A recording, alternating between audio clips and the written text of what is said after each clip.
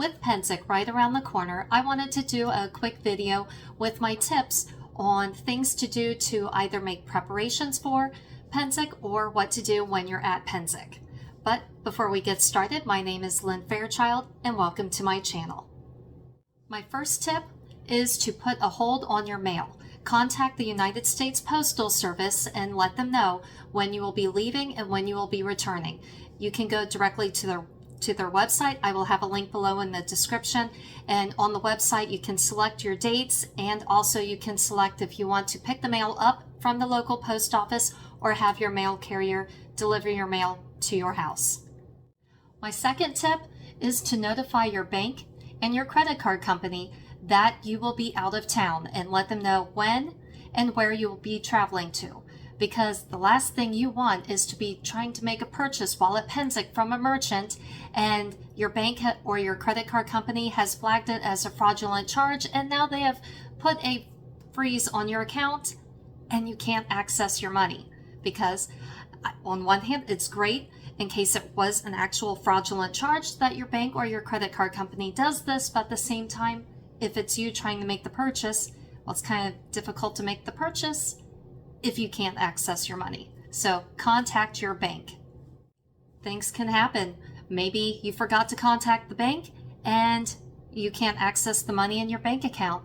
Maybe you spent a little bit too much money at Pennsic. Whatever the reason, my next tip is to put some cash inside somewhere where you're not going to pay attention to it for the duration of your trip.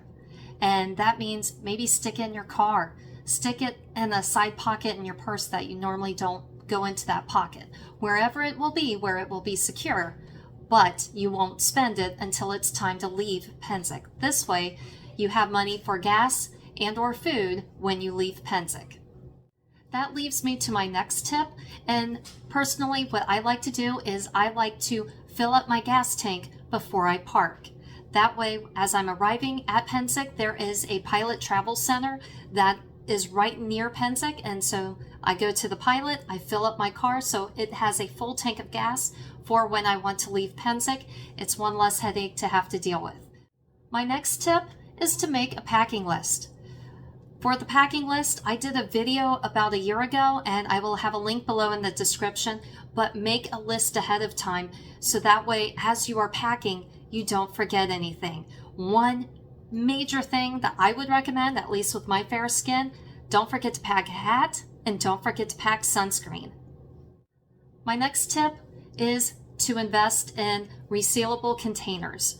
Do not trust Ziploc bags to hold your food in a cooler, because at Pennsic you have coolers and then maybe you bought some cheese and you put it in the cooler with some ice, but then you decide to also buy some bread and you made a sandwich and you put the sandwich in the Ziploc bag and put it in the cooler. Yeah, chances are that as that ice melts, your sandwich will become soggy. So definitely get some resealable containers, and that way you know your food is going to be airtight for the duration of the war. If you are using a futon or a real mattress and this futon or mattress is not traveling in your car with you, I highly recommend getting a plastic bag.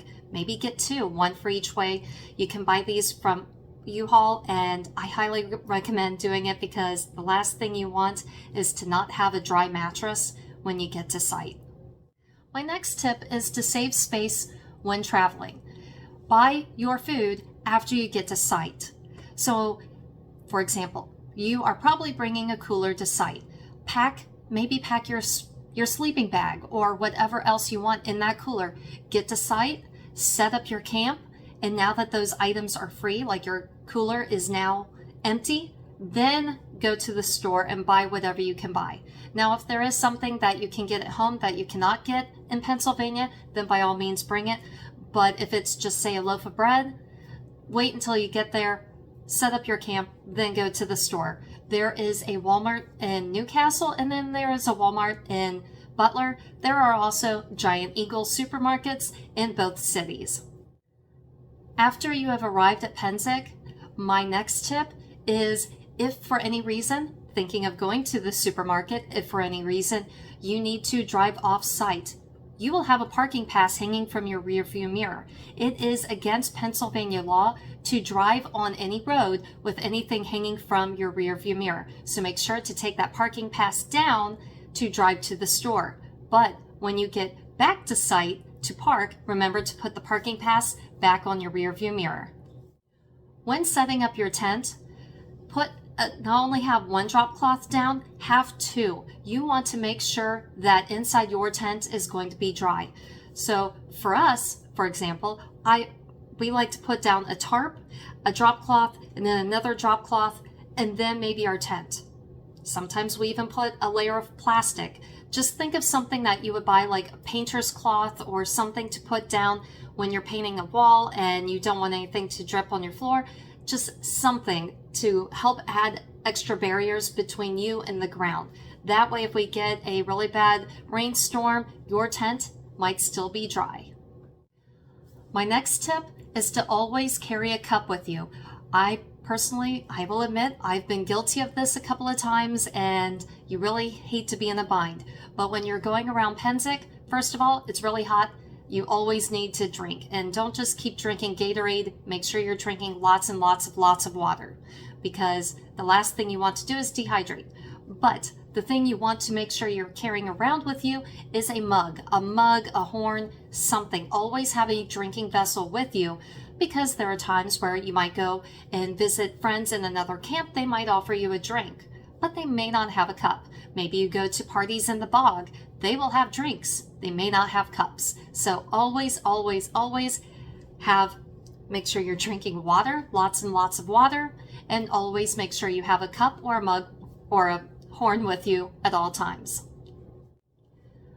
If you are taking prescription medication, for my next tip is to look at your medication and make sure you have enough to last you all of Pennsic and then a little bit more for when you get home. Because you never know, something might happen while you are at war, and maybe you dropped a pill, maybe something happened where now you're down one pill, and if you only have enough medication to get you through that last day, and then something happens, maybe your car broke down and you're there for another day or two before you can get home. You want to make sure you have enough medication to last you the whole time.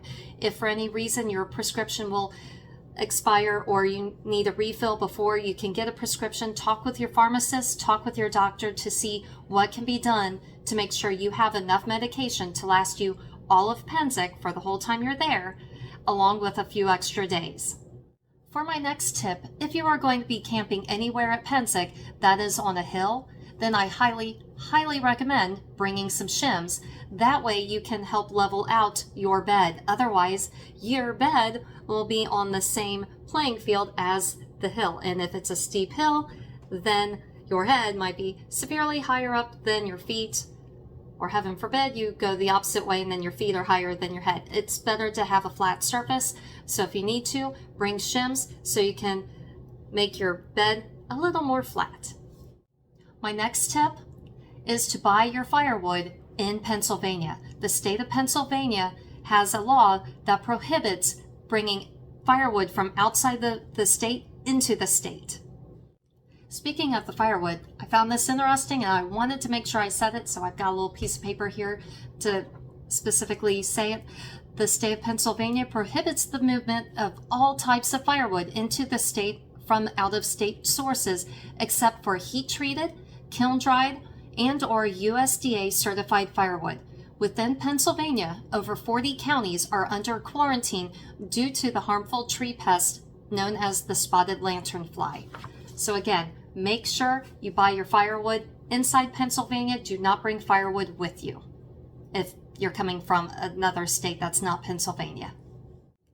And my final tip is, after you have gone to Pennsic, you have set up your camp, you're all settled in.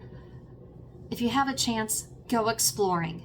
Just walk around. If you see a camp that seems really neat and maybe you want to check out the gate, whatever, feel free, go to the gate, say hail camp, so you don't just walk in. It's more or less you're walking into someone's front door, and that would be rude to just walk into someone's house without knocking. So say hail camp and just go exploring, and who knows You might meet new friends. You might learn something new about a particular... Some of the structures there at Pennsic, I think, are just really neat what people are able to create. So, again, I cannot highly recommend it enough. Go exploring.